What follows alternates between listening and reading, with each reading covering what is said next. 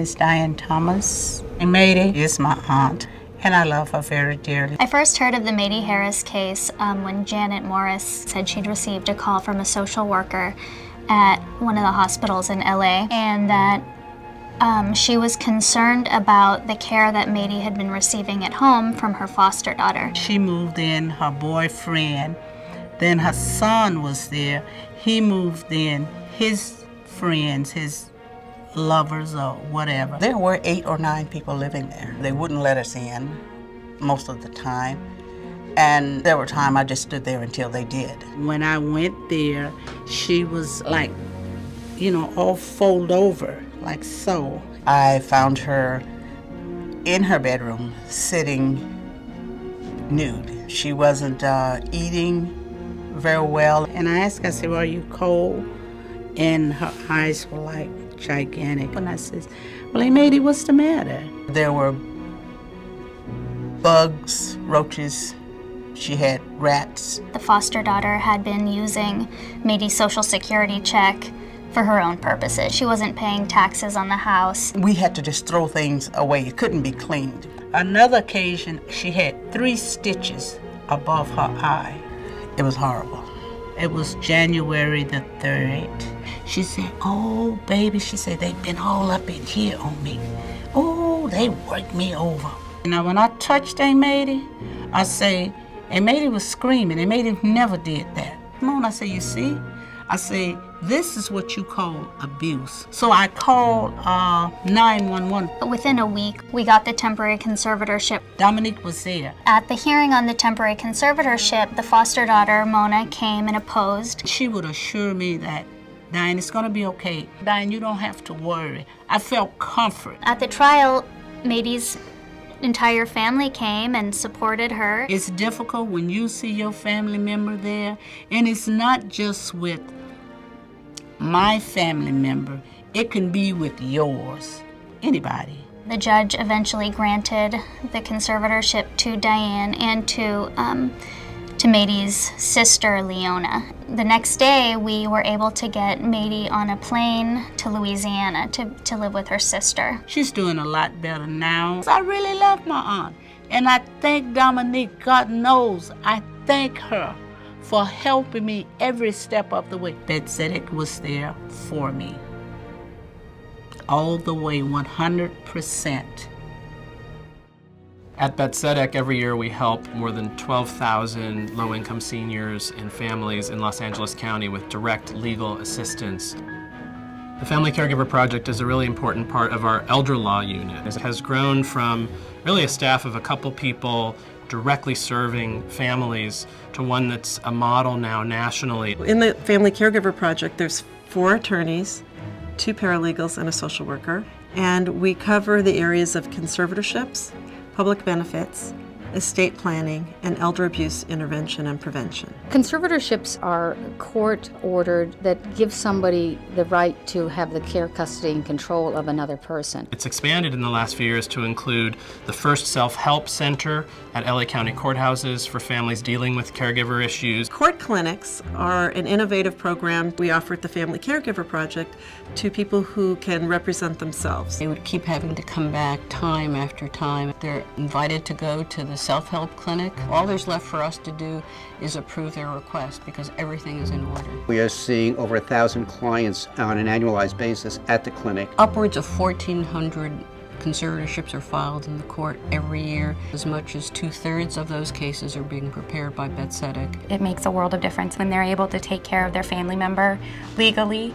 And they are right there and prepared as well as if they had had a lawyer who is standing right next to them. Our goal is eventually, with funding, to be able to expand to every court in LA County. And then all the courthouses in California. The Caregiver Training Coalition, which is formalizing our partnerships that we've developed, train the social service agency personnel to know when they see a legal problem, they call Bet Tzedek. The Caregiver Companion has been amazingly successful. And it basically encapsulates everything we do in the Family Caregiver Partnership. We thought if we put all these issues in one book that's really easy to read and can be used by consumers, people who need the services and professionals, it will help us help others. The Caregiver program also has spearheaded a project with LA City schools, serving families with disabled seniors to serving families with developmentally disabled kids. Every week I would say that we get around 50 to 60 calls from parents that are very stressed out about the fact that their child's turning 18. To take the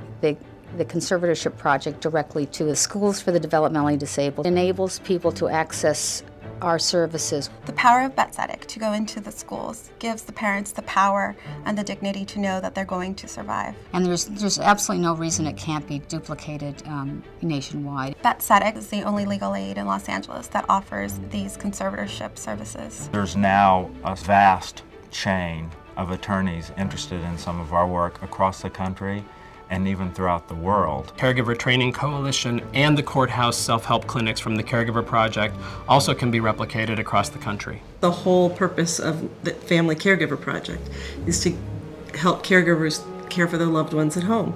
Yo conocí a Marino en México, estuvimos un año en México, después Marino me trajo a Estados Unidos. Yo cuando vine aquí a Estados Unidos con Marino estábamos viviendo en familia junto con mi cuñado. En la misma casa vivíamos todos. In 2006, Marino Beltran was with his brother and he didn't feel well that night and he had had a massive stroke, which he has never recovered from. A Marino lo llevaron al hospital a San Francisco y el hospital lo atendió. Estuvo 5 minutos de haber llegado Marino cuando entró en coma. Estuvo por 2 semanas en coma Marino. Haida was referred to us by the court clinic downtown. Los doctores también no me querían hacer caso a mí porque decían que yo no era familiar de Marino.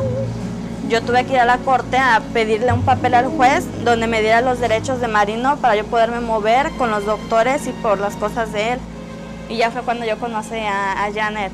She just really wanted some help so she could stay in her house with her kids, otherwise she'd be homeless. Once my client was completely incapacitated and literally helpless, lying on his back in a nursing home, his brother began to make life miserable in the home for my client's wife and children. So once I was retained by Haida to do the conservatorship, the bad brother objected, saying he was the better party to be the conservator. It became clear to me from the beginning that he understood what was going on and that he very much wanted his wife to become his conservator. The brother tried to make the case that my client really had no mental capacity. This expert from USC found out that yes, he did have capacity, and in fact he had something called locked-in syndrome. Yo pensaba que esto iba a tardar poco. Nunca me imaginé que se fuera a pasar tantos años. Pensé que se iba a recuperar rápido. Haida always told me, she said, I want him to get therapy. I want him to be able to swallow on his own. And really nobody in or outside of the nursing home was willing or able to help her with this. He did in fact get approved for care each year at home. Pues siento muy feo mirarlo así. Yo quisiera ya que se recuperara pues para que él estuviera con los niños. Before too long they're going to be reunited and Marino will be able to be at home with his family and be surrounded by that love on a 24/7 basis. Pues que Marino se recuperara. Que Marino le dieran mucha terapia porque yo creo que Marino se va a componer. Porque él tiene poquito movimiento en su cuerpo. Yo pienso que con terapia él se va a recuperar más rápido. Y pues ya que él se recuperara pues ya de todo. There are countless numbers of people who are in need of legal assistance, whose stories go unheard of day in, day out. Bet Tzedek provides them with a voice. Bet Tzedek is the major legal institution in our community that is working on their behalf. And the idea that everybody in this room is here because they believe in Bet Tzedek, because they believe in justice, is incredibly moving, and we appreciate it so much. We couldn't do it without you. You're making a real difference in people's lives. It is really inspiring to me to see that in really tough times, people dig deep to help us help people who really need it. Everyone knows legal services is a collaborative effort, and you're one of our most important partners. So thanks for being here. We appreciate your continuing and future support. It's a blessing to have Bet Tzedek. We couldn't have got it done without you. Thank you, Bet Tzedek. Sin ellas no sé qué hubiera hecho yo. Muchas gracias por todo.